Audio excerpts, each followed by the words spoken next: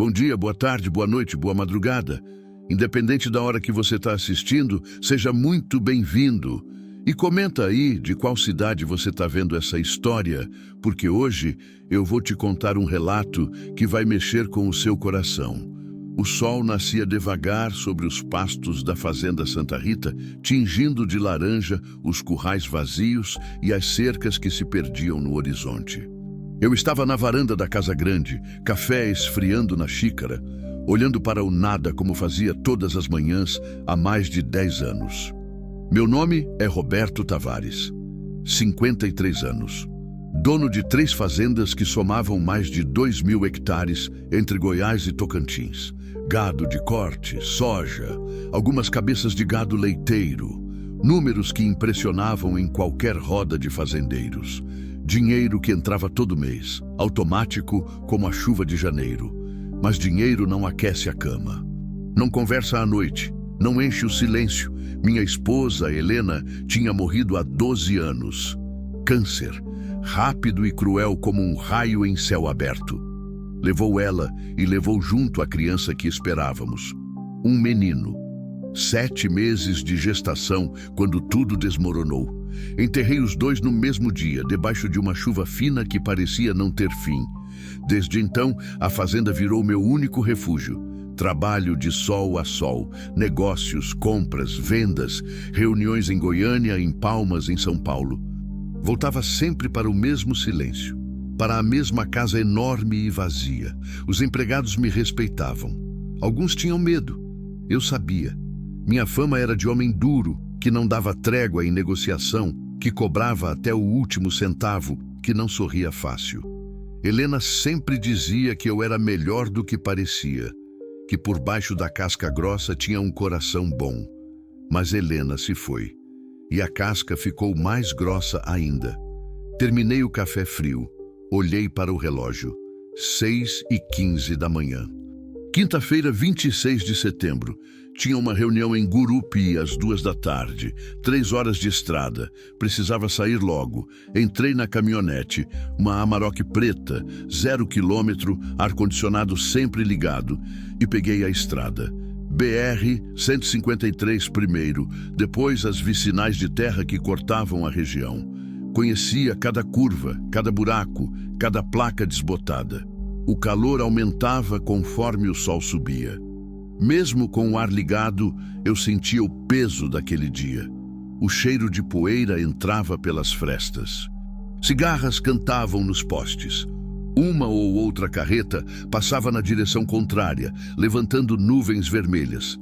Parei num posto em Alvorada para abastecer. O frentista me cumprimentou com aquele respeito misturado com distância que eu já conhecia bem. Bom dia, seu Roberto. Bom dia. Paguei em dinheiro, voltei para a estrada. A reunião em Gurupi foi como todas as outras. Números, contratos, apertos de mão firmes demais. Fechei a venda de 200 cabeças de gado por um preço bom. Dinheiro que cairia na conta em 10 dias. Deveria estar satisfeito, mas enquanto voltava pela mesma estrada, já no fim da tarde, sentia apenas o vazio de sempre. O céu começava a escurecer quando decidi pegar um atalho. Uma estrada vicinal que cortava parte da minha própria fazenda e economizava uns 20 minutos. Estrada de terra batida, estreita, cercada de pasto dos 2 lados. Poucas pessoas passavam por ali. O crepúsculo tinha aquela cor alaranjada que precede a noite. Ligeiros relâmpagos cortavam o horizonte ao longe.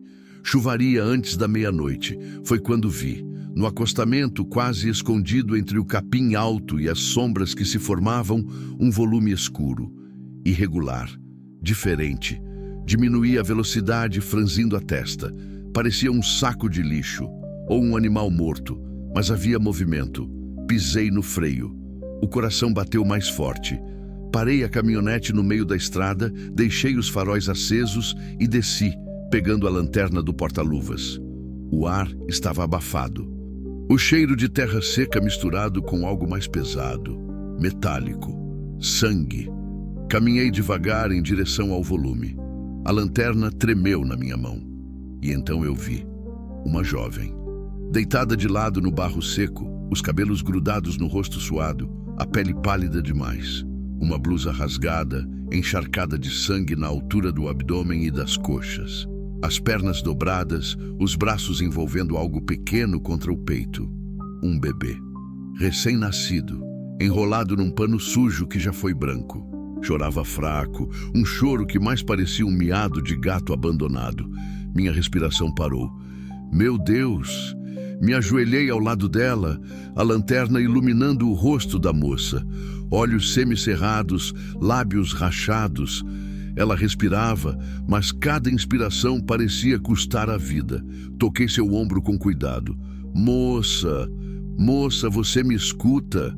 Ela abriu os olhos devagar, castanhos, assustados, cheios de dor, e disse num fio de voz que mal saía: Eu fugi, meu pai queria me vender. As palavras saíram cortadas, quase inaudíveis, mas cada uma delas entrou em mim como um soco. Vender? Repeti, sem acreditar no que ouvia. Ela fez que sim com a cabeça, as lágrimas descendo pelo rosto sujo de terra. Eu tive a bebê sozinha, na mata. O choro da criança aumentou, fraco, mas persistente. Senti um nó na garganta. Vi o sangue escorrendo ainda. Muito sangue. Ela ia morrer ali. E a criança também. Não tive tempo para pensar. Tirei o paletó, envolvi a jovem e o bebê com cuidado, peguei ela no colo, era leve demais, quase nada, e corri até a caminhonete. Coloquei as duas no banco de trás, ajeitei o paletó para estancar o sangue que não parava. Minha mão tremia quando peguei o celular. 2 barras de sinal. Disquei para o hospital de Gurupi, o mais próximo. Alô, aqui é Roberto Tavares. Estou na vicinal da fazenda Santa Rita com uma moça que acabou de ter um bebê. Ela está perdendo muito sangue. Chego aí em 15 minutos. Preparem tudo. Não esperei resposta. Joguei o celular no banco, liguei o motor e acelerei pela estrada de terra. A cada buraco, a cada solavanco, ouvia o gemido abafado da moça no banco de trás. Aguenta, moça, aguenta, já estamos chegando. Mas minha voz saía trêmula. E pela primeira vez em mais de 10 anos, senti medo de perder alguém. A caminhonete sacudia violenta na estrada esburacada. Cada lombada, cada pedra solta me fazia apertar mais forte o volante. O velocímetro marcava 80, 90 quilômetros por hora. Perigoso demais para aquela vicinal, mas não havia escolha. Olhei pelo retrovisor. A moça estava imóvel, os olhos fechados, o rosto ainda mais pálido sob a luz fraca do teto do carro. O bebê continuava chorando, aquele choro miúdo que parecia sugar as últimas forças da mãe. Moça! Chamei alto, a voz saindo rouca. Não dorme, ouviu? Fica comigo. Ela não respondeu. O pânico subiu pela minha garganta como bile. Moça! Gritei mais alto. Nada. Pisei fundo no acelerador. A estrada de terra deu lugar ao asfalto da rodovia. Os faróis cortavam a escuridão que já tomava conta de tudo. O céu estava carregado, pesado, prestes a desabar. 15 quilômetros até Gurupi. 10, 5. Entrei na cidade acelerando, furando sinal amarelo, buzinando para os carros da frente saírem do caminho. Algumas pessoas na calçada viraram a cabeça, assustadas. Não me importei. O hospital apareceu no fim da avenida, um prédio baixo de 2 andares, todo iluminado. Entrei direto na rampa de emergência, parei com um freio brusco na frente da porta de vidro. 2 enfermeiros e uma médica já estavam esperando com uma maca. Aqui! Gritei, descendo e abrindo a porta de trás. Ela está sangrando muito. A médica se aproximou rápido. Uma mulher de uns 40 anos, cabelos presos, jaleco manchado de outras urgências daquela noite. Quanto tempo desde o parto? Perguntou, já avaliando a moça com um olhar clínico. Não sei. Encontrei ela na estrada assim faz uns 20 minutos. Os enfermeiros pegaram a jovem com cuidado, colocaram na maca. O bebê escorregou do colo dela e eu segurei por instinto, sentindo o corpinho quente e frágil nos meus braços. Ela disse que teve a criança sozinha na mata, Expliquei rápido, seguindo enquanto empurravam a maca para dentro. Disse que fugiu, que o pai queria vender ela. A médica lançou um olhar rápido para mim, sério, mas não perguntou nada. Não era hora. Hemorragia pós-parto, provável laceração, disse para os enfermeiros. Prepara o centro cirúrgico. Acesso venoso. Pede 4 bolsas de sangue tipo O negativo, enquanto a gente tipifica. Chegaram até as portas duplas da sala de emergência. O senhor fica aqui, disse a médica firme. A gente cuida dela agora. Mas... Aqui, senhor. As portas se fecharam na minha frente.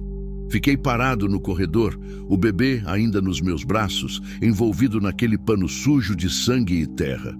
O choro tinha parado. Olhei para baixo.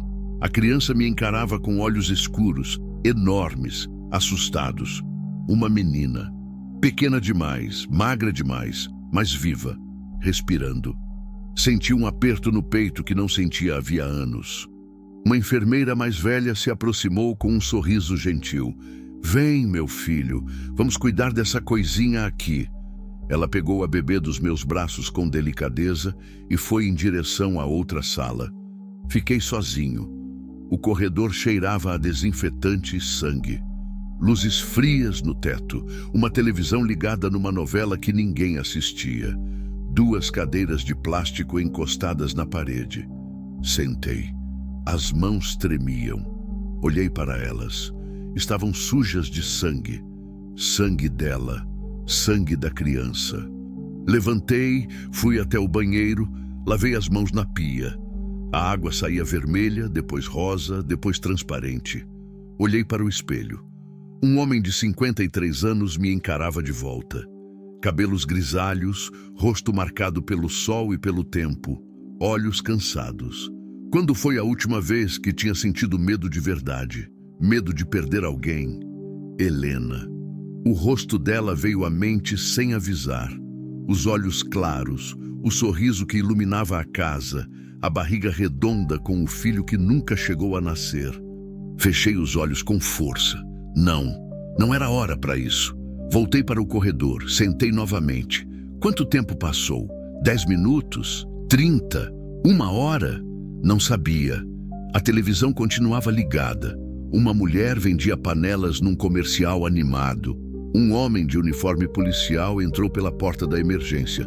Policial militar, jovem, bigode fino, colete à prova de balas. Olhou ao redor, me viu, veio na minha direção. Boa noite. O senhor foi quem trouxe a moça? Fui. Ele tirou um bloquinho do bolso. Preciso de algumas informações. O senhor conhece ela? Não, encontrei na estrada. Qual estrada? Vi sinal que corta a fazenda Santa Rita, na altura do quilômetro 12 da BR-153. Ele anotou. O senhor sabe o nome dela? Não sei. Ela disse alguma coisa? Hesitei, lembrei das palavras dela. Meu pai queria me vender. Disse que tinha fugido. Respondi devagar. Que o pai queria vender ela. O policial parou de escrever, ergueu os olhos. Vender? Foi o que ela disse. Ele respirou fundo, balançou a cabeça. Vou precisar falar com ela quando melhorar. Isso pode ser tráfico de pessoas. Ela vai melhorar? Perguntei, a voz saindo mais baixa do que pretendia. Não sei, senhor, mas vou deixar meus dados aqui com a enfermagem. Se precisar de alguma coisa, me procura. Ele apertou minha mão, firme, e saiu. Fiquei sozinho de novo, mais meia hora ou 1 hora. Perdi a noção. As portas duplas se abriram. A médica saiu, tirando as luvas ensanguentadas. O rosto estava cansado, mas havia algo nos olhos dela, algo que não era desistência. Levantei rápido. E aí, doutora? Ela respirou fundo antes de falar. Ela sobreviveu. Senti as pernas bambas. E a criança? A bebê também está estável. Baixo peso, mas sem complicações graves. Foi sorte o senhor ter encontrado elas quando encontrou. Mais meia hora e a gente não conseguiria salvar a moça. Ela perdeu muito sangue. Encostei na parede, a respiração saindo pesada. Ela vai ficar bem? Vai precisar de cuidados, repouso, acompanhamento, mas sim, ela vai ficar bem. Fechei os olhos. Um alívio tão grande tomou conta de mim que senti vontade de chorar. Não chorei, mas fiquei ali, parado, a respiração tremendo, o coração martelando no peito. "O senhor quer ver ela?" perguntou a médica. Abri os olhos. "Posso?" "Pode, mas só por alguns minutos. Ela precisa descansar." Segui a médica pelo corredor. Passamos por outras portas. Entramos numa ala mais silenciosa. Quartos pequenos, luzes baixas. Ela parou na frente de um deles. "Aqui." Entrei devagar. A moça estava deitada na cama hospitalar, ligada a soros e aparelhos que apitavam baixinho. O rosto estava limpo agora, mas ainda muito pálido. Os cabelos castanhos espalhados no travesseiro. Jovem, não devia ter mais de 20 anos. No berço ao lado, a bebê dormia, embrulhada em coeiros brancos. A moça abriu os olhos quando me viu. Ficamos nos encarando por alguns segundos. Então ela começou a chorar. Em silêncio, lágrimas descendo pelo rosto. "O Senhor salvou a gente", sussurrou, a voz fraca, rouca. Não soube o que dizer. Aproximei, puxei a cadeira ao lado da cama, sentei. "Como você se chama?" perguntei baixo. "Clara", respondeu ela, limpando as lágrimas com a mão trêmula. "Meu nome é Clara." "Clara", repeti. "Eu sou Roberto, e você não precisa me agradecer. Fiz o que qualquer um faria." Ela balançou a cabeça, chorando mais. Não é verdade. Ninguém parou. Eu andei tanto, ninguém parou." Senti o nó na garganta apertar. "Agora você está segura", disse, sem saber se acreditava nas próprias palavras. "Você e sua filha estão seguras." Ela olhou para o berço, os olhos cheios de amor e medo misturados. "Eu não sei o que fazer", sussurrou. "Não tenho para onde ir. Meu pai, se ele me achar..." "Não vai achar", cortei firme. "A polícia vai cuidar disso." Ela me olhou nos olhos e vi ali uma mistura de esperança e desespero que me partiu por dentro. "Descansa agora", disse levantando. "A gente conversa melhor amanhã." Ela fez que sim com a cabeça, fechou os olhos. Saí do quarto em silêncio. No corredor, a médica me esperava. "O senhor vai ficar?" perguntou. Olhei para ela sem saber o que responder. Então disse: "Vou." E fiquei a noite inteira, sentado naquela cadeira desconfortável do corredor, olhando para as portas do quarto, pensando em tudo e em nada. Pensando em Helena, no filho que nunca nasceu. E naquela moça e naquela criança que, por algum motivo que eu não entendia, tinham cruzado meu caminho justamente naquela estrada, naquela noite, como se o destino tivesse decidido me dar uma segunda chance. Uma chance de não deixar ninguém morrer dessa vez. Acordei com o pescoço doendo. A luz da manhã entrava pelas janelas do corredor, clara e cruel. Olhei o relógio. 6h40 da manhã. Tinha dormido ali mesmo, na cadeira de plástico, a cabeça apoiada na parede fria. Levantei com esforço, os ossos estalando. Não era mais novo para dormir sentado. O hospital já começava a ganhar movimento. Enfermeiras trocando turno, médicos com pastas debaixo do braço, o cheiro de café vindo de algum lugar distante. Fui até o banheiro, lavei o rosto na pia. A água gelada me despertou. Olhei no espelho. Estava com a barba por fazer, o cabelo amassado, os olhos vermelhos. A camisa social que usei para a reunião ontem estava amarrotada, com manchas de sangue seco no punho. Parecia um mendigo. Saí e fui até a recepção. "A moça do quarto 17, como ela está?" Perguntei para a atendente, uma senhora de óculos que digitava algo no computador. "Deixa eu ver." Ela clicou algumas vezes. "Estável. Passou a noite bem. A médica deve fazer a visita daqui a pouco." "E o bebê?" "Na UTI neonatal, mas sem intercorrências. Peso baixo, mas respondendo bem." Respirei aliviado. "Posso ver ela?" "Pode, mas não demore muito." Ela precisa de repouso. Subi pelo corredor, passei pela porta do quarto devagar. Estava entreaberta. Clara estava acordada, olhando pela janela. A luz da manhã iluminava seu rosto, e eu pude ver melhor como ela era jovem. 20 anos, talvez menos. Traços delicados, olhos fundos de quem já tinha visto coisas demais. Bati de leve na porta. Ela virou a cabeça e, ao me reconhecer, tentou sorrir. Um sorriso fraco, mas genuíno. "Bom dia", disse ela, a voz ainda rouca. "Bom dia, Clara." Entrei devagar, as mãos nos bolsos. "Como você está se sentindo?" "Cansada, dolorida, mas viva." Ela respirou fundo. "Graças ao Senhor." "Roberto", corrigi. "Pode me chamar de Roberto." Ela assentiu. Puxei a cadeira, sentei ao lado da cama. "Sua filha está bem", avisei. "Na UTI neonatal, mas estável." Os olhos de Clara se encheram de lágrimas. Eu ainda não consegui ver ela direito. Só de longe, quando trouxeram ela para mamar de madrugada. "Logo você vai poder pegar no colo." Ela limpou as lágrimas com a mão magra. Ficamos em silêncio por alguns segundos, um silêncio pesado, cheio de coisas não ditas. "Clara", comecei, escolhendo bem as palavras, "você não precisa me contar nada se não quiser, mas a polícia vai querer conversar com você. E eu preciso entender o que aconteceu, para poder ajudar."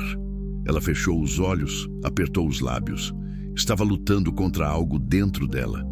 Então começou a falar. "Eu sou de Santa Helena, uma cidadezinha perto de Porangatu." A voz saía baixa, pausada. "Minha mãe morreu quando eu tinha 7 anos. Febre. Nem sei direito o que foi. Meu pai criou eu e meus 2 irmãos sozinho, ou pelo menos era o que ele dizia." Ela abriu os olhos, mas não me olhou.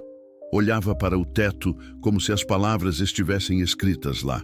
"Meu pai bebia, sempre bebeu, mas depois que minha mãe morreu, piorou. Ele trabalhava de boia fria, pegava serviço onde aparecia.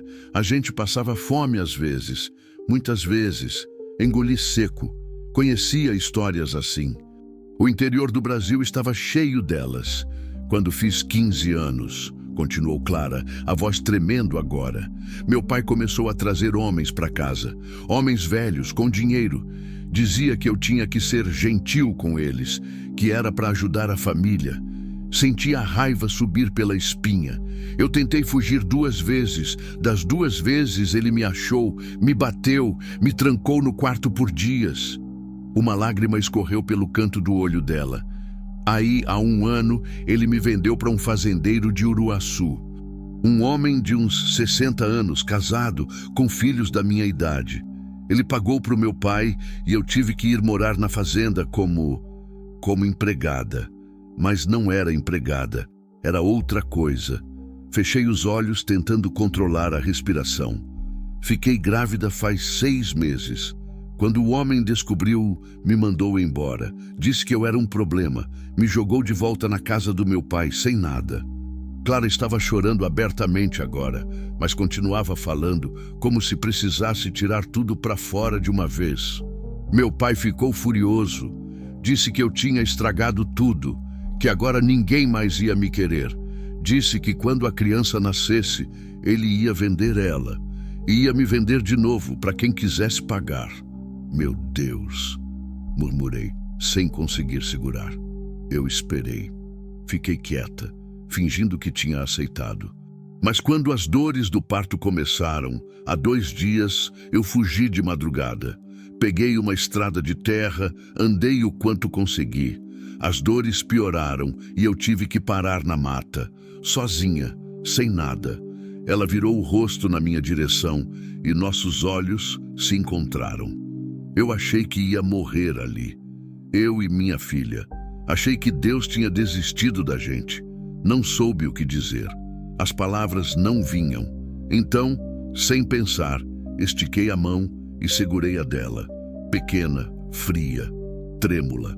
Você não vai mais passar por isso, disse firme. Nem você, nem sua filha, eu prometo.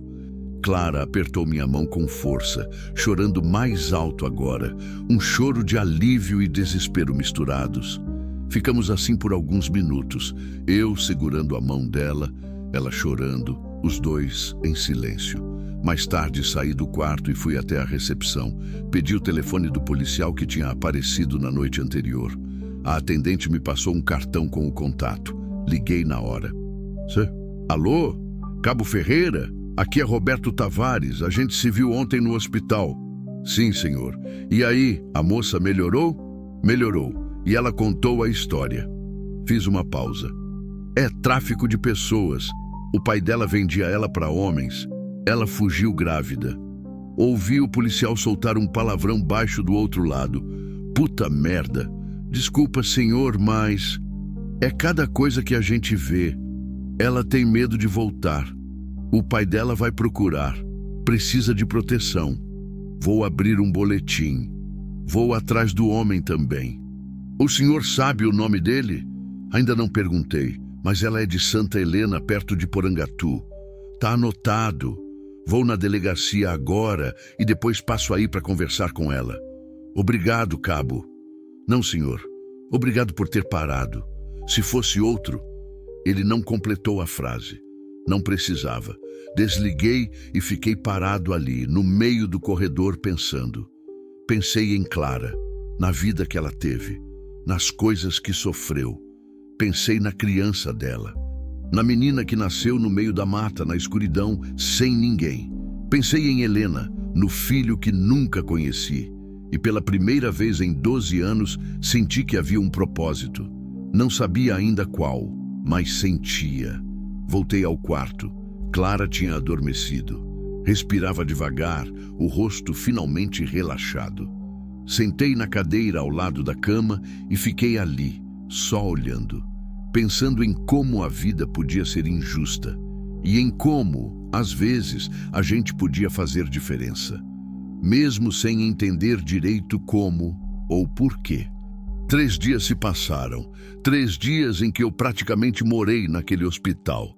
Ia e voltava para a fazenda só para tomar banho, trocar de roupa e dar instruções aos peões. Voltava correndo, como se minha presença ali fizesse alguma diferença real.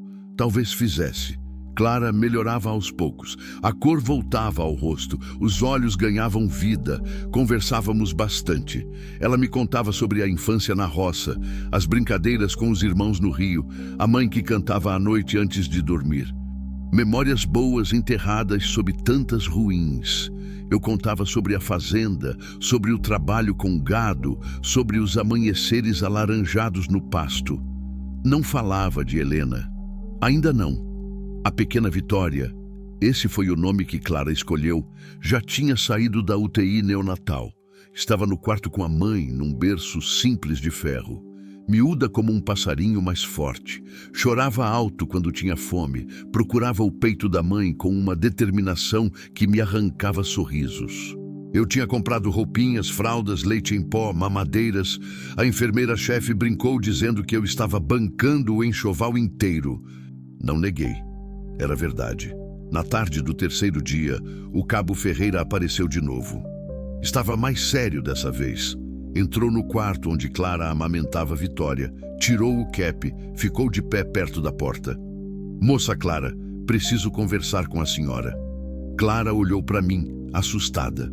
Fiz um gesto com a cabeça, encorajando. Pode falar, cabo, disse ela, a voz baixa. A gente foi até Santa Helena, conversamos com vizinhos, com gente que conhecia seu pai. Ele respirou fundo. Seu pai sumiu. A casa dele está vazia faz 2 dias. Ninguém sabe para onde ele foi. Clara empalideceu. Ele sabe onde eu estou? Não tem como saber. Mas a gente não pode descartar a possibilidade dele vir procurar. Ele vai me achar, disse Clara, a voz quebrando. Ele sempre me acha. Não dessa vez. Cortei, firme. Não se eu puder evitar. O cabo me olhou, avaliando. Então assentiu. Vou deixar um viatura fazendo ronda no hospital. Mas, senhor Roberto, acho melhor a moça não ficar aqui muito tempo.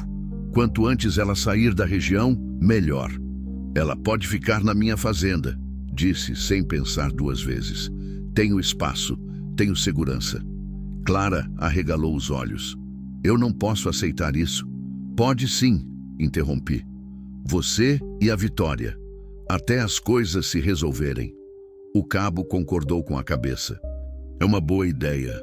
A fazenda do senhor é longe, fechada, mais seguro que aqui. Clara olhou para a filha, depois para mim. Os olhos dela estavam cheios de medo, mas também de uma esperança frágil. Por que o senhor está fazendo isso? Perguntou baixinho. Por que se importa? Fiquei calado por um momento. Por quê? Não tinha resposta pronta. Então disse a verdade.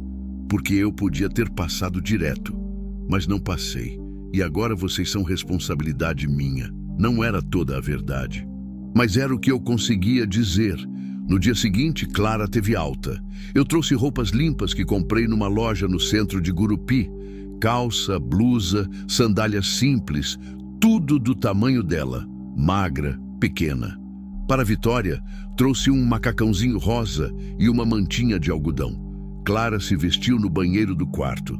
Quando saiu, parecia outra pessoa, os cabelos presos num rabo de cavalo, o rosto lavado, os olhos mais vivos. Ela segurou Vitória no colo com cuidado, como se a filha fosse quebrar a qualquer momento. Pronta? Perguntei. Ela fez que sim. Descemos pelos corredores. Algumas enfermeiras acenaram, desejando boa sorte. A médica que tinha operado Clara nos parou na recepção, entregou uma receita e algumas orientações de cuidado. Volta aqui em uma semana para revisão, disse ela. E qualquer coisa, qualquer sangramento ou febre, vem correndo. Obrigada, doutora, disse Clara, os olhos marejados. Por tudo. A médica sorriu e apertou o ombro dela. Boa sorte, menina. Você é corajosa. Saímos pela porta da frente. O sol batia forte lá fora. O céu estava azul, sem nuvens. Um daqueles dias quentes de fim de setembro que antecediam as primeiras chuvas de outubro. Ajudei Clara a entrar na caminhonete, acomodei Vitória no bebê conforto que eu tinha comprado na véspera. Clara me olhou com um misto de gratidão e espanto. O senhor pensou em tudo. Tentei, respondi, dando a volta e entrando no banco do motorista. Saímos de Gurupi pela BR-153 em direção à fazenda. Clara ficou em silêncio a maior parte do tempo, olhando pela janela, embalando Vitória quando ela resmungava. Eu liguei o rádio baixinho. Uma música sertaneja tocava, algo sobre saudade e estradas. Estávamos a 40 minutos da fazenda quando o céu começou a escurecer. Olhei pelo retrovisor. Nuvens negras se formavam no horizonte, avançando rápido. Raios cortavam o céu ao longe. Vai chover forte, murmurei. Clara olhou para trás, preocupada. A gente chega antes? Acho que sim, mas estava errado. 10 minutos depois, a tempestade nos alcançou. A chuva começou grossa, violenta. O céu ficou escuro como boca de lobo em pleno meio-dia. Os limpadores de para-brisa trabalhavam no máximo, mas mal dava para enxergar a estrada. Reduzi a velocidade, agarrando o volante com força. A BR estava escorregadia. Poças se formavam rápido. Calma, está tudo bem, disse, tentando soar confiante, mas então senti. A caminhonete começou a puxar para a direita. Merda! Praguejei baixo. O que foi? Clara perguntou assustada. Pneu furou. Encostei no acostamento devagar, tentando não derrapar. Parei, desliguei o motor. A chuva martelava no teto da caminhonete como pedras. Olhei ao redor. Estávamos no meio do nada. Sem casas, sem postos, sem nada.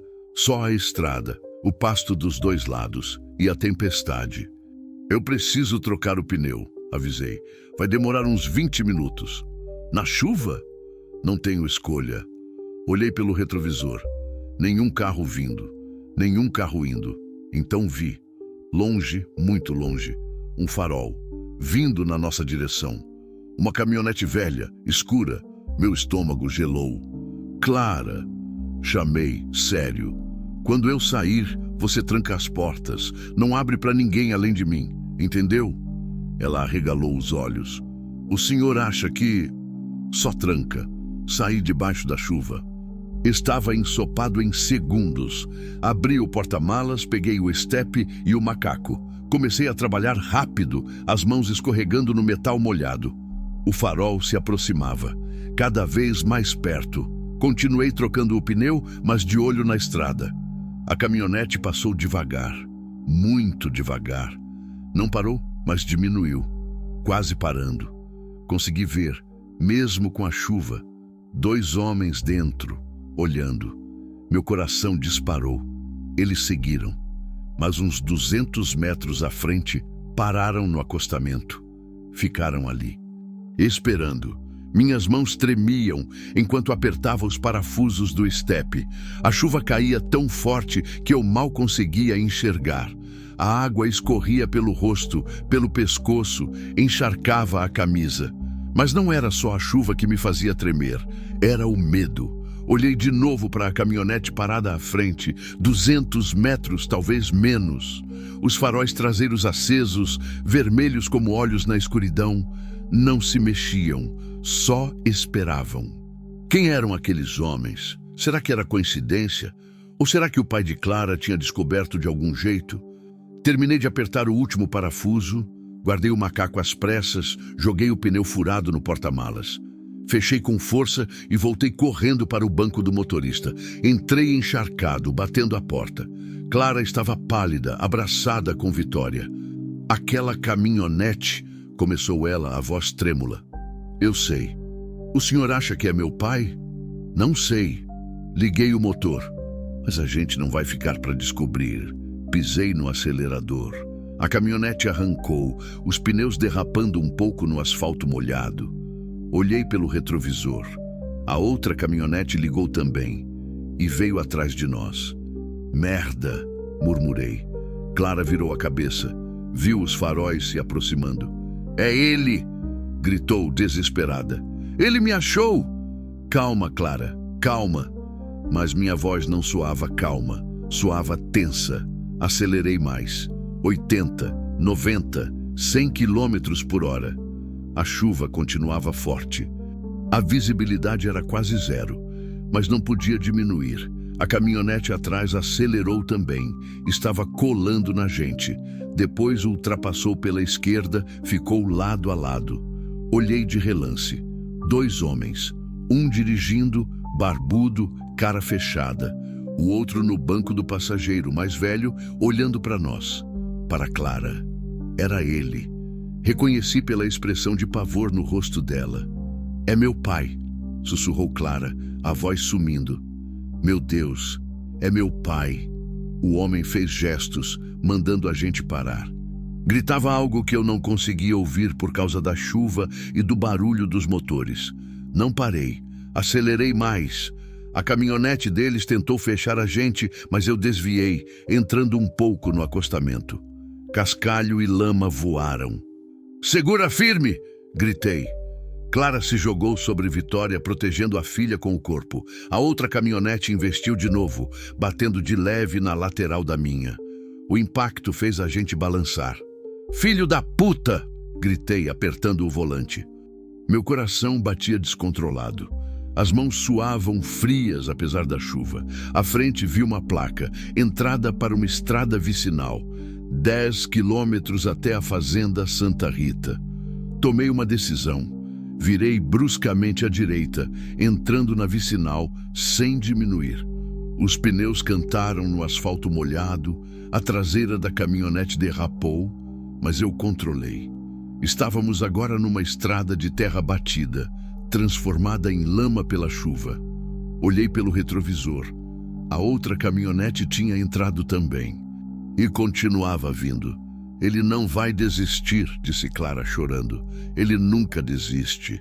A estrada era estreita, cercada de pasto e cercas de arame dos 2 lados. Impossível fugir por ali. Só restava acelerar. Mas a lama dificultava tudo. A caminhonete derrapava, as rodas perdiam aderência. Eu tentava manter a velocidade, mas era perigoso demais. Atrás de nós, eles se aproximavam, cada vez mais perto. Pensei rápido. 5 quilômetros até a sede da fazenda. Tinha peões lá. Armas. Gente que me obedecia, mas 5 quilômetros era muito. A outra caminhonete colou novamente. Dessa vez, bateu mais forte na traseira. O impacto jogou a gente para frente. Clara gritou. Vitória começou a chorar alto. Aguenta, Clara, gritei. Tá quase. Mas não estava quase.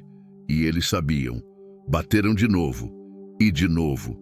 A terceira batida foi mais forte. Senti a caminhonete perder o controle. Rodamos. A traseira saiu da estrada. Bateu numa cerca de arame que se rompeu com um estalo. Girei o volante tentando corrigir, mas era tarde. A caminhonete capotou para o lado, caindo numa vala cheia de água e lama. Tudo ficou escuro por um segundo. Depois, silêncio. Só a chuva batendo no metal. Abri os olhos devagar. Estava de cabeça para baixo, preso pelo cinto de segurança. A cabeça latejava, sangue escorria pela testa. Clara! Chamei, a voz rouca.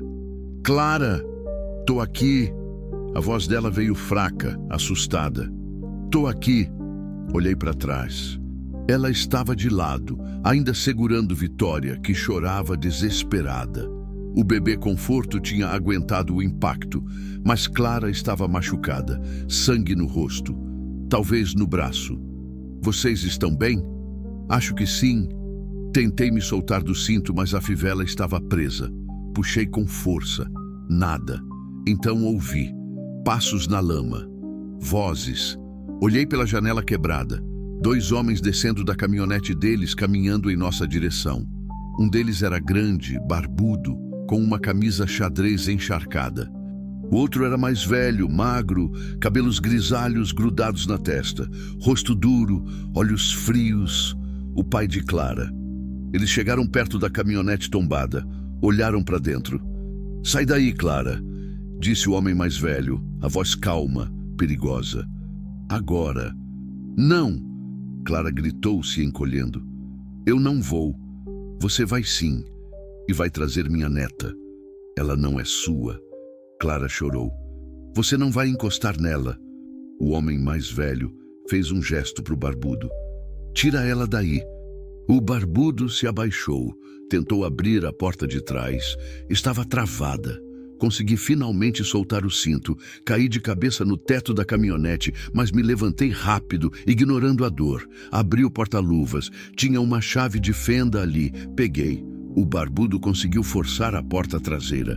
Ela se abriu com um rangido. Ele estendeu a mão para dentro. Vem, menina. Seu pai está esperando.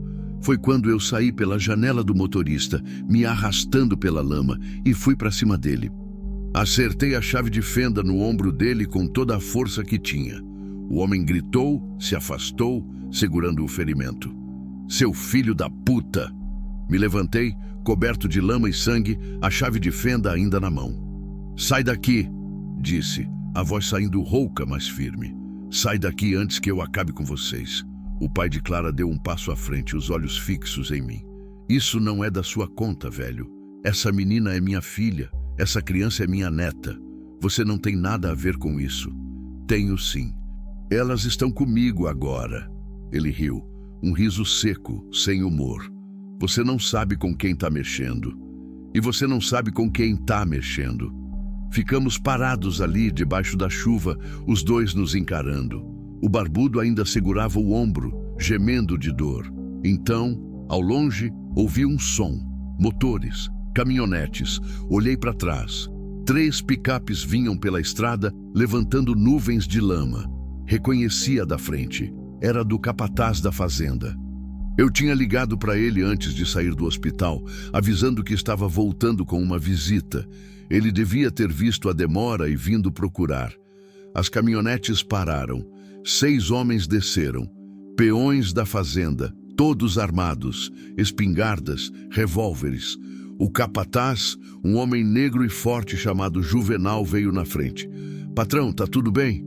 Agora tá, respondi, sem tirar os olhos do pai de Clara. Juvenal olhou para os 2 homens, depois para a caminhonete capotada. Esses aí estão causando problema? Estão, e já vão embora. O pai de Clara olhou para os peões armados. Calculou as chances. Percebeu que não tinha nenhuma. Isso não acaba aqui, disse ele, apontando o dedo para mim. Você vai se arrepender. Sai daqui, repeti, mais alto. Agora. Ele cuspiu no chão. virou as costas e foi embora, ajudando o barbudo a entrar na caminhonete. Ligaram o motor e sumiram na chuva. Só então consegui respirar. Juvenal me segurou pelo braço. Patrão, o senhor está sangrando. Tô bem, mas preciso tirar elas daí. Corremos até a caminhonete capotada. Clara ainda estava dentro, abraçada com Vitória, tremendo de medo. Acabou, Clara, disse, estendendo a mão. Acabou. Eles foram embora. Ela me olhou, os olhos vermelhos de tanto chorar, e me deu a mão. A casa grande da Fazenda Santa Rita nunca tinha parecido tão silenciosa e, ao mesmo tempo, tão cheia de vida. Sentei na varanda depois que todos se acomodaram, ainda com a roupa suja de lama e sangue seco. A chuva tinha passado, o céu começava a clarear no fim da tarde, aquele alaranjado sujo do pós-tempestade. Juvenal tinha levado Clara e Vitória direto para dentro. As empregadas, Dona Neuza e a filha dela, Joana, correram para ajudar. Prepararam o quarto de hóspedes, o maior da casa, com banheiro próprio e uma janela que dava para o pomar. Eu tinha ficado para fora, precisando de ar. As mãos ainda tremiam. A adrenalina ainda corria nas veias. Fechei os olhos, respirei fundo. Pensei em como tudo tinha mudado em menos de uma semana. Uma semana atrás, eu era um homem sozinho, vivendo no automático, sem propósito além de acumular dinheiro que não fazia diferença nenhuma. Agora tinha uma moça e um bebê dentro da minha casa. Uma moça fugindo do próprio pai. Um bebê que quase morreu antes de nascer. E eu, de alguma forma, era responsável pelas duas. Patrão? Abri os olhos. Juvenal estava parado na porta, chapéu na mão. Fala, Juvenal. As moças estão bem, Dona Neuza está cuidando delas. A menininha mamou e dormiu. A mãe também está descansando. Obrigado. Ele ficou ali, hesitante. Fala, insisti. Aqueles homens, eles vão voltar? Não sei, respondi honesto. Mas se voltarem, a gente está preparado. Quem eram? O pai dela e um capanga. Juvenal fez uma careta de nojo. Pai que persegue a filha desse jeito não é pai, é demônio. Concordo.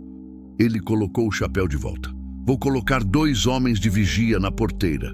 Se aparecer gente estranha, a gente avisa. Faz isso. Ele acenou e foi embora. Fiquei sozinho de novo. O sol se punha devagar. A fazenda ganhava aquele silêncio pesado do entardecer. Grilos começavam a cantar. O cheiro de terra molhada subia do chão. Pensei em levantar, tomar um banho, trocar de roupa, mas não conseguia me mexer. Então ouvi a porta se abrir atrás de mim. Passos leves, hesitantes. Virei a cabeça. Clara estava ali, de pé na soleira da porta. Tinha tomado banho. Os cabelos molhados caíam sobre os ombros. Vestia uma camisola simples que Dona Neuza devia ter emprestado. O rosto ainda estava pálido, com um curativo no corte da testa, mas os olhos estavam diferentes, havia vida neles. Posso sentar? Perguntou baixinho. Claro. Ela veio devagar e sentou na cadeira ao meu lado. Ficamos em silêncio por um tempo, só olhando o pôr do sol. Vitória tá bem? Perguntei. Tá, dormindo que nem um anjo. E você? Ela demorou para responder. Eu não sei, disse finalmente. Ainda tô tentando acreditar que isso é real, que eu tô aqui, que a gente sobreviveu. Sobreviveu? Confirmei. E vai continuar sobrevivendo. Ela olhou para mim. Lágrimas escorriam pelo rosto dela. Por que o senhor fez tudo isso? A voz saiu embargada. Por que arriscou sua vida, sua fazenda? Tudo. Fiquei calado, porque eu não sabia a resposta. Ou talvez soubesse, mas não conseguisse colocar em palavras. Eu tive uma esposa. Comecei devagar. Helena, ela morreu há 12 anos. Câncer. Estava grávida de 7 meses. Clara prendeu a respiração. A gente ia ter um menino. Já tinha nome. Miguel. Tinha o quarto pronto. As roupinhas, tudo. Respirei fundo, a voz falhando. Ela morreu num sábado de manhã. Enterrei os 2 no mesmo dia. Meu Deus. Clara sussurrou. Desde então, eu só existi. Trabalhei, fiz dinheiro, comprei terra. Mas não vivi, não de verdade. Olhei para ela. Quando te vi naquela estrada, sangrando com a Vitória nos braços, foi como se Deus tivesse me dado uma segunda chance. Não de salvar a Helena ou o Miguel. Eles se foram. Mas de salvar alguém. De fazer diferença para alguém. As lágrimas corriam livres pelo meu rosto agora. Então não foi piedade, não foi obrigação, foi egoísmo talvez, porque eu precisava saber que ainda podia fazer algo que importasse. Clara chorava também. Estendeu a mão e pegou a minha, apertou forte. O Senhor fez, disse ela, a voz firme apesar das lágrimas. O Senhor salvou a gente. E eu nunca vou esquecer isso. Ficamos ali, de mãos dadas, chorando em silêncio, enquanto o sol se punha sobre os pastos da fazenda. Os dias seguintes trouxeram uma rotina nova. Clara se recuperava rápido. Era jovem, forte. Em menos de uma semana, já andava pela casa sem dor. Ajudava a Dona Neuza na cozinha. Cuidava de Vitória com uma dedicação que comovia. Vitória crescia a cada dia. Ganhava peso, ganhava cor. O choro ficava mais forte, mais saudável. Era uma lutadora como a mãe. Eu voltei aos poucos ao trabalho na fazenda, mas agora era diferente. Voltava para casa no fim do dia e havia alguém esperando. Havia conversa, havia risada, havia vida. Clara contava histórias da infância, das coisas boas que ainda existiam antes de tudo desmoronar. Eu contava sobre a fazenda, sobre os animais, sobre os peões e suas manias. Às vezes, Dona Neuza fazia um jantar especial e a gente comia junto na varanda. Só nós três. Eu, Clara e Dona Neuza, enquanto Vitória dormia no berço improvisado na sala. Pela primeira vez em 12 anos, a casa parecia um lar, mas a sombra do passado ainda pairava. Clara tinha pesadelos. Acordava no meio da noite gritando, suando frio. Eu ouvia do meu quarto, levantava, ia até lá. Ela chorava, dizia que tinha sonhado com o pai, que ele tinha levado Vitória embora. Eu segurava a mão dela, dizia que estava segura, que ninguém ia levar a filha dela. Aos poucos, os pesadelos foram diminuindo, mas eu sabia que o medo ainda morava dentro dela. Morava em mim também. Um mês depois da tempestade, o Cabo Ferreira apareceu na fazenda. Estava com um semblante sério quando Juvenal o trouxe até a varanda onde eu tomava café. Bom dia, seu Roberto. Bom dia, Cabo. Notícias? Ele tirou o cap, sentou na cadeira que indiquei. Não achamos o pai da moça Clara. Ele sumiu. Parece que deixou Santa Helena e ninguém sabe para onde foi. Meu estômago apertou. E o outro? O que estava com ele? Apareceu morto há uma semana. Tiro na cabeça. Execution style. Corpo jogado numa estrada de terra perto de Porangatu. Gelei. Acha que foi o pai dela? Não sei, mas é suspeito. Ele pode voltar aqui? O cabo respirou fundo. É possível. Por isso vim avisar. Fiquem atentos. Agradeci e ele foi embora. Não contei nada para Clara. Não queria assustá-la mais. Mas dobrei a segurança da fazenda. Mais homens na porteira, rondas noturnas, armas sempre à mão. Foi numa sexta-feira, 6 semanas depois de Clara ter chegado, que tudo mudou de novo. Estava no curral supervisionando a vacinação do gado, quando Dona Neuza apareceu correndo ofegante. Patrão, vem rápido. Larguei tudo e corri. O que foi? A menina Clara, ela tá passando mal. Corri até a casa. Subi as escadas de 2 em 2 degraus. Entrei no quarto dela. Clara estava deitada na cama, pálida, suando frio. Vitória chorava no berço ao lado. Clara. Me ajoelhei ao lado da cama, segurei a mão dela. O que você está sentindo? Dor, muita dor. Ela apertou a barriga. Aqui, vou te levar para o hospital. Não! Ela agarrou meu braço com força. Não quero sair daqui. Tenho medo. Você precisa de médico? Ela chorava, mas concordou. Peguei ela no colo, levei até a caminhonete. Dona Neuza pegou Vitória e veio junto. Dirigi como um louco até Gurupi. No hospital, a mesma médica de antes nos atendeu, examinou Clara, pediu exames. 2 horas depois, voltou com os resultados. É uma infecção, provavelmente algum resíduo do parto que não foi expelido completamente. Vamos precisar internar ela, fazer antibiótico na veia. Ela vai ficar bem? Perguntei, a voz tremendo. A médica sorriu. Vai, mas precisa de cuidado. Alguns dias internada. Clara ficou 1 semana no hospital. Uma semana em que eu praticamente morei lá de novo, como tinha feito da primeira vez. Levava Vitória todo dia para mamar. Ficava horas sentado ao lado da cama, conversando, lendo jornal em voz alta, só fazendo companhia. E foi ali, naquela semana, que percebi. Não era mais só responsabilidade, não era mais só culpa ou segunda chance. Era mais do que isso, muito mais. Na 5ª noite no hospital, Clara teve febre alta. Os médicos aumentaram a dose de antibiótico, colocaram compressas frias, monitorizaram de hora em hora. Eu fiquei ali, sentado naquela cadeira dura ao lado da cama, segurando a mão dela enquanto ela tremia. Não vá embora, sussurrou ela, delirando um pouco. Por favor, não vá embora. Não vou, prometi, apertando a mão dela. Tô aqui, sempre vou estar. Ela dormiu, mas eu não. Passei a noite inteira acordado, olhando para ela, sentindo o peso daquilo que vinha crescendo dentro de mim havia semanas. Era mais do que gratidão, mais do que proteção. Era amor. Me apaixonara por Clara, pela força dela, pela coragem, pelo jeito que sorria para Vitória mesmo quando tudo parecia desmoronar. Pelo jeito que olhava para mim com aqueles olhos cheios de gratidão e algo mais que eu não conseguia nomear. Mas como dizer isso? Eu era um homem de 53 anos, viúvo, fazendeiro, duro, cheio de cicatrizes. Ela tinha 21 anos, tinha acabado de sair de um inferno, estava vulnerável, dependente de mim.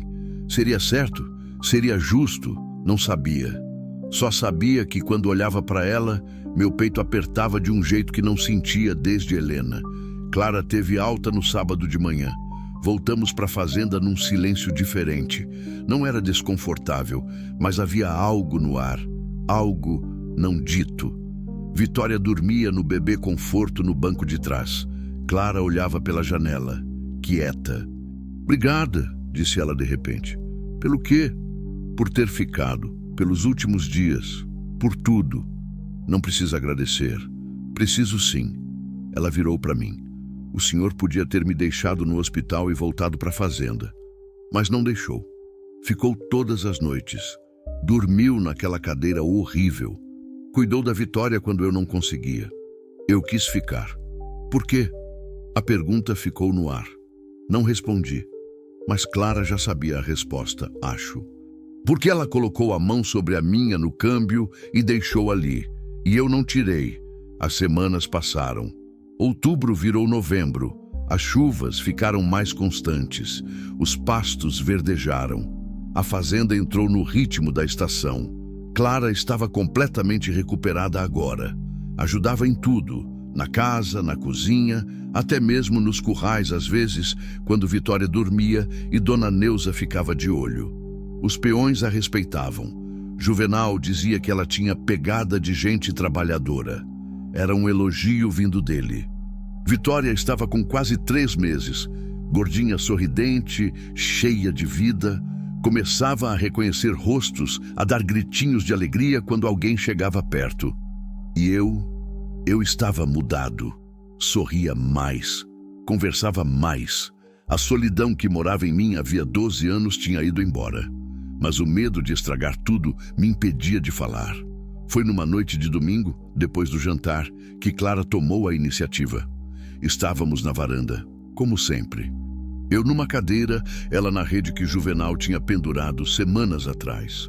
Vitória dormia no colo dela, envolvida numa mantinha. O céu estava limpo, cheio de estrelas. O barulho dos grilos enchia o silêncio. Roberto, chamou Clara, usando meu nome pela primeira vez. Virei para ela. Fala, posso fazer uma pergunta? Pode. Ela hesitou, mordeu o lábio. O senhor sente alguma coisa por mim? Meu coração disparou. Clara, é que eu preciso saber. A voz dela era baixa, mas firme. Porque eu sinto muito, e não sei se é certo, se é errado, se é só gratidão ou se é mais que isso, mas toda vez que olho para o Senhor, eu sinto. Fechei os olhos, respirei fundo. Eu também sinto, admiti finalmente. Mas tenho medo. De quê? De tudo. Da diferença de idade, da situação, de você achar que é obrigada a sentir algo porque eu te ajudei. Clara levantou da rede, veio até mim com Vitória no colo. Parou na minha frente. Eu não sou obrigada a nada. Nunca fui. Eu sei a diferença entre gratidão e amor, Roberto. E o que eu sinto por você não é gratidão. Olhei para ela, para o rosto delicado, para os olhos cheios de certeza, para o bebê dormindo tranquilo nos braços dela. Você tem certeza? Perguntei, a voz rouca. Tenho. Levantei devagar, segurei o rosto dela com as duas mãos. Ela fechou os olhos, encostou a testa na minha. Eu tenho medo de te perder, sussurrei. De estragar tudo. Você não vai me perder. Eu tô aqui. A gente tá aqui. E então a beijei, devagar, com cuidado, com medo e esperança misturados. E quando nos separamos, ela estava sorrindo. Um sorriso lindo, livre, feliz. Pronto, disse ela. Agora a gente pode parar de fingir. Ri. Pela primeira vez em tanto tempo, ri de verdade. Vitória acordou com o barulho, deu um resmungo, mas voltou a dormir. E nós três ficamos ali, abraçados na varanda, sob as estrelas, enquanto a fazenda dormia ao redor. Os meses seguintes foram os mais felizes da minha vida. Clara e eu oficializamos o relacionamento sem pressa. Não contamos para ninguém no começo. Era nosso, só nosso. Mas as pessoas percebiam. Dona Neuza sorria quando via a gente junto. Juvenal fazia piadas sobre patrão apaixonado. Os peões respeitavam Clara como se ela já fosse a dona da casa, porque de certa forma era. Em dezembro, Clara me disse que queria estudar. Queria terminar o ensino médio, fazer faculdade, ser alguém. Matriculei ela numa escola em Gurupi. Ela ia 3 vezes por semana. Levava a Vitória junto, voltava cheia de histórias sobre os colegas, os professores, as matérias. Via o brilho nos olhos dela toda vez que falava do futuro. E eu sabia que tinha feito a escolha certa. Em fevereiro, quando Vitória completou 6 meses, fizemos uma festa pequena na fazenda. Só os empregados, alguns vizinhos, o cabo Ferreira e a equipe do hospital. Clara fez questão de agradecer a todos. Disse que tinha renascido naquele lugar, que tinha encontrado família. Quando me olhou dizendo isso, senti o peito apertar de emoção. Foi numa noite de março, 1 ano depois de ter encontrado Clara naquela estrada, que tomei coragem. Estávamos na varanda como sempre. Vitória já dormia no berço dentro de casa. Clara estava ao meu lado, a cabeça apoiada no meu ombro. Clara, chamei. Tem uma coisa que eu quero te dar. Ela levantou a cabeça, curiosa. Tirei do bolso uma caixinha pequena. Abri. Dentro, um anel simples de ouro com um pequeno diamante. Tinha sido de Helena, mas Helena teria entendido, teria aprovado. Clara arregalou os olhos. Roberto, eu sei que a gente não tem muito tempo juntos. Sei que as coisas foram rápidas, estranhas, diferentes de tudo. Mas eu sei o que sinto e sei que quero passar o resto da vida com você e com a Vitória. As lágrimas desciam pelo rosto dela. Casa comigo, Clara. Deixa eu ser pai da Vitória. Deixa eu cuidar de vocês duas para sempre. Ela me olhou e sorriu. Aquele sorriso que iluminava tudo. Sim, disse, a voz trêmula de emoção. Sim, sim, sim. Coloquei o anel no dedo dela. Servia perfeitamente. E nos beijamos ali, sob as estrelas, enquanto a fazenda testemunhava o começo de algo novo. algo que tinha nascido no meio da dor, do medo, do sangue, mas que tinha virado amor. 6 meses depois, nos casamos. Foi um casamento simples na igreja de Gurupi. Clara de vestido branco, eu de terno escuro, Vitória de vestidinho rosa no colo da madrinha. Dona Neuza chorou a cerimônia inteira. Juvenal foi meu padrinho e fez um discurso emocionado sobre segundas chances. O cabo Ferreira compareceu de uniforme e brindou a nossa felicidade. E quando o padre disse, pode beijar a noiva, eu olhei para Clara. Agora Clara Tavares. E vi nela tudo o que tinha perdido e tudo o que tinha encontrado de novo. Helena estaria feliz por mim, eu sabia. Porque ela sempre disse que eu merecia ser feliz. E agora, finalmente, eu era. Vitória cresceu forte e saudável. Aos 2 anos, já corria pelos currais da fazenda, perseguindo galinhas e gritando de alegria. Clara se formou no ensino médio e começou faculdade de pedagogia. Queria ser professora, queria ajudar outras crianças. Eu continuei trabalhando na fazenda, mas agora com propósito.